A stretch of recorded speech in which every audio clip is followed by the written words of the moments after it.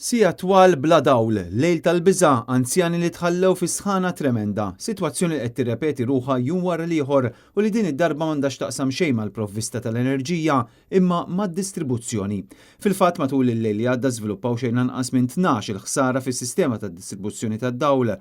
Ħafna lokalitajiet spiċċaw bla dawl fosthom il-Mosta Naxxar u Burmarrat u waqt li f'ċertu nħawi l-ħsarat issewwew, lokalitajiet oħra bħal Naxxar u l-Mosta kienu ilhom bla dawl sa mill-11 ta' filgħaxija.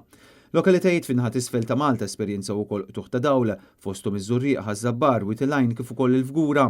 Il-qtuħ ta' dawl esperjenzat matul il-lejl mhux l-ewwel wieħed dan ix-xahar filwaqt li ġie rrappurtat qtuħ fis-servizz tal-elettriku anke fir-Rabat kif ukoll f'Ħall Qormi.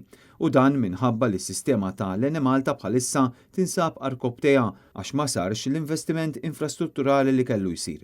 Fi frar tas-sena li għaddiet il-Ministru għall-Enerġija Miriam Dalli kienet ħabbret investiment ta' 90 miljun euro fis-supposti sħiħ tan-netwerk tal-elettriku biex drastikament jonqos il-qtuħ tad-dawl.